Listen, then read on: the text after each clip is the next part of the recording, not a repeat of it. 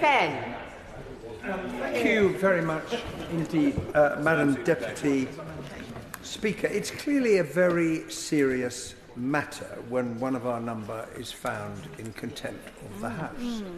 And no one can or should take any pleasure in the report that we are debating this evening. But in the light of what has just been argued by the Right Honourable Member for Stone, it's really important that we remember that the revelations about the parties at 10 Downing Street, and they were parties, caused a lot of people a great deal of anger and distress. Because they saw what went on there and they contrasted it, what they themselves had done in faithfully upholding the rules and the guidance as they understood them, at great personal cost, above all when they were not able to be present as their loved ones breathed their last. And they have right to be angry about what happened. And that is why we asked the Privileges Committee to look into what had happened and what we had repeatedly, if I may use the word, been told by the Prime Minister. And having looked at the evidence, our colleagues, and we're talking about our colleagues here on both sides of the House, formed their judgment, and I think we have a duty to accept their report and what they have found. A point made very forcefully in a number of speeches, not least by my Right Honourable friend, the member for Camberwell and Peckham, and the Right Honourable member for Maidenhead.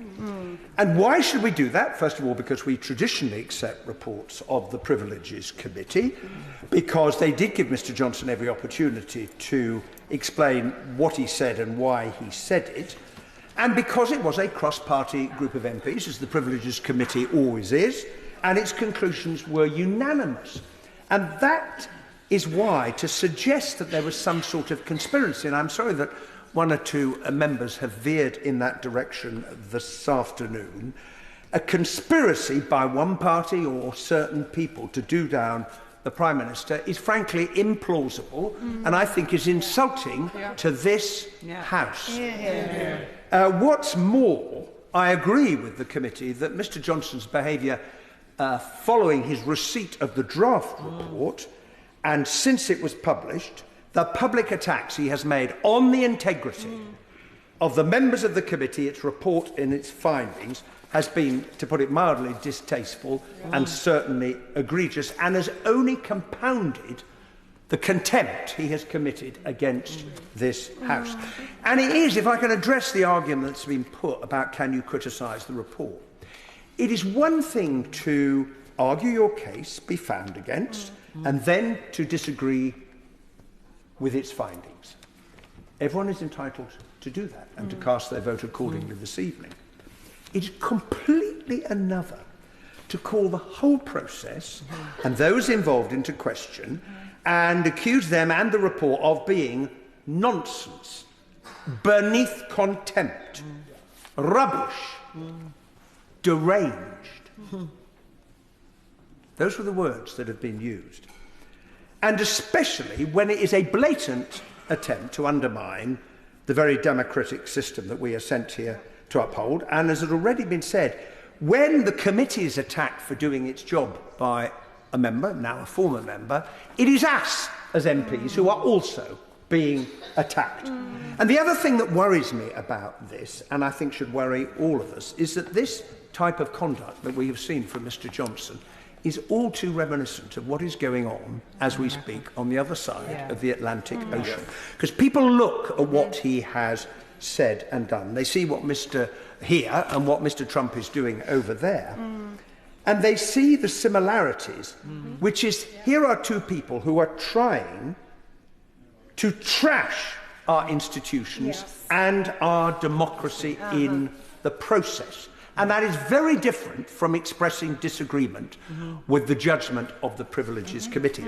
And why does this matter? Well, the word has been used many times this evening. It is, of course, about trust. And I think the committee summed it up perfectly when it said this: the House proceeds on the basis that what it is told by ministers is accurate and truthful. Our democracy depends on MPs being able to trust that what ministers tell them in the House of Commons is the truth. If ministers cannot be trusted to tell the truth, then the House cannot do its job, and the confidence of the public in our democracy is undermined. And let's be honest with ourselves. There is no doubt that the public's confidence in our democracy and in us as politicians has been damaged by what has gone on. No doubt.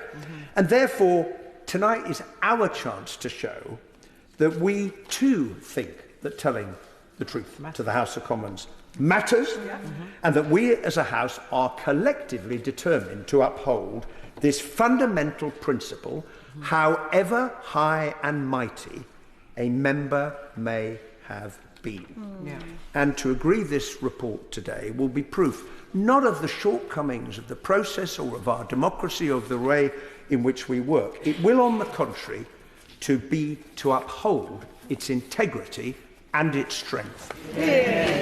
Nick Fletcher. Thank you, Madam Deputy Speaker. In